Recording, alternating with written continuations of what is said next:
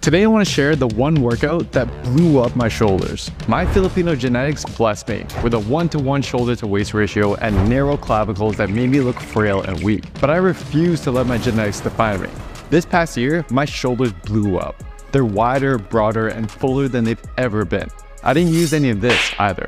I followed a simple, science-based workout that's worked better than anything I've tried in the past. There's only 3 exercises, but proper form is crucial, so pay attention. First up, the side delts. This is the part of the shoulders that broadens your frame and is where I put most of my effort. Now in the past, I'd always just do your typical dumbbell lateral raises, but there's an exciting new area of research called long muscle length training that suggests this may not be ideal for growth. This research has shown muscles tend to grow better if they're challenged in the stretch position. For example, one study published just this year found that preacher curls, which challenge the biceps the most right around here when they're almost fully stretched, grew the biceps 150% more than incline dumbbell curls, which are instead hardest right around here when the biceps aren't stretched as much. Similar findings have been shown in the triceps, hamstrings, and quads as well. So although the shoulders have yet to be tested, it seems probable they'd also benefit from this.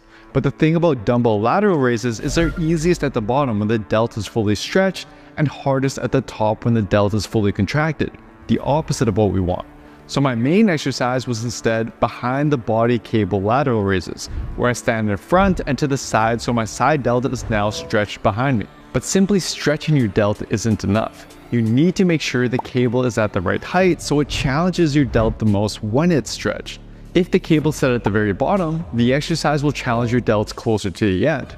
Whereas if you bump it up by 2 or 3 notches, the exercise will now challenge your delts more at the beginning when they're stretched. Now, if you don't have access to cables, dumbbell lateral raises are still a great option and are probably complementary to this exercise. And you can implement the stretch research with them by first doing as many full reps as you can and then finishing off your set with partials at the bottom to work your delts more in that stretch position. That said, there is one more tip I applied to my side delt training that made all the difference. It has to do with how much weight I used. Usually, whenever I do lateral raises and try to increase the weight, my form would get sloppy and I'd start feeling it all in my traps.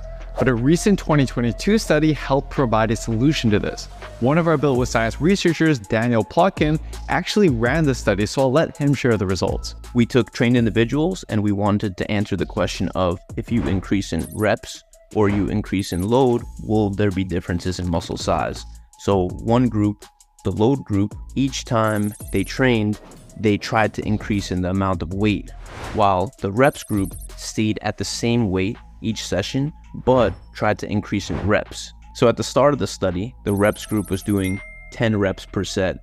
And by the end of the study, after the 8 weeks, they were doing between 16 and 20 reps. What we found was, from measuring multiple thigh and calf muscles, is that this might be surprising, but there was virtually no differences between groups. So it seems like there's a good amount of flexibility in what you can choose for your progression. So it could be reps and it could be load. So I applied this research by sticking to the same weight every week and trying to do just a couple more reps than last time. I'd start around 10 reps per set, and only once I was able to do at least 15 to 20 reps per set with good form did I increase the weight. So the side delts create width, but the rear delts help balance out the shoulder and give it that 3D look. But it is by far the most underdeveloped part of most people's shoulders. And that was no exception. My rear delts have always been trash. I'd spam them with dumbbell reverse splies and the reverse pec deck and couldn't figure out why they just wouldn't grow. Well, here's why. So we know that muscles are best grown if the arm path of the exercise matches the direction of the muscle's fibers.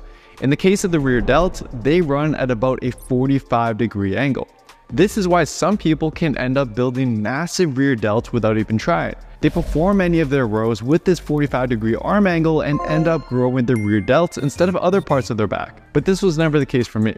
So I needed an exercise that isolated my rear delts really well. What I found the most success with was using this 45-degree arm angle during the reverse cable fly, but with a few steps back from the cable to make it more difficult near the beginning of the exercise when the rear delts are more stretched.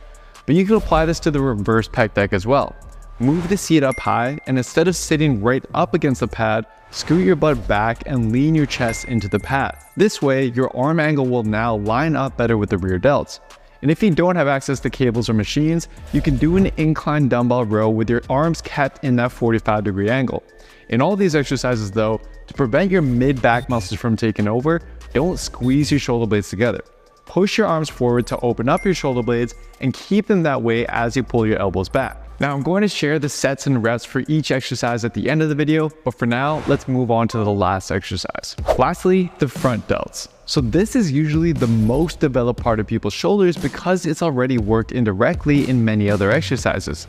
In fact, in studies, researchers would count one set of bench press as one set for the chest, but also one set for the front delts. But it's still a good idea to do at least one exercise to work this area, especially since the exercise I'll show you can help indirectly grow the other parts of your shoulders as well. Now, unfortunately, there's no studies that have compared how well different exercises grow the front delts. But remember how we said muscles are best grown if the arm path of the exercise matches the direction of the muscle's fibers? Well, for the front delts, the arm path looks something like this, which matches quite well with overhead shoulder presses. Now in the past, I'd always do standing barbell overhead presses, but over time they just really started beating up my joints and it was always a struggle to stay balanced. So I switched this exercise out for a more stable and smoother exercise on my joints, the seated dumbbell shoulder press, but not the way most people do it. Let me explain. Bring your arms up directly to your side with your elbow at a 90-degree angle.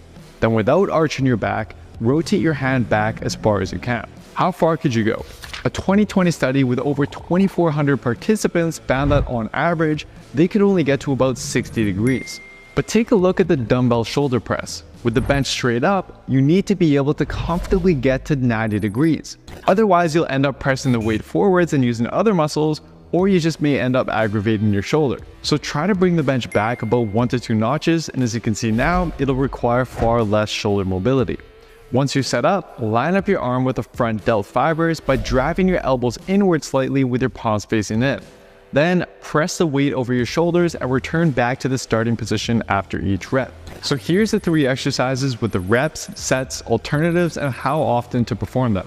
You could do this on a workout on its own, but I'd recommend splitting these exercises up into 2 to 3 of your workouts throughout the week. Now that said, research is always evolving. I may end up being wrong about all of this in a few years' time, but I will do my best in keeping you guys updated with the latest science. So far though, the research is promising and it seems like it's working. If you guys want a step-by-step plan that takes care of all the science and guesswork for you so you can build muscle and lose fat as efficiently as possible, just take our quiz at builtwithscience.com to find the best plan for you and your body. I highly recommend giving this video a watch next, which dives into all the exercises that are known to provide better muscle growth because of the stretch research we talked about earlier. Thank you so much for watching, and I'll see you next time.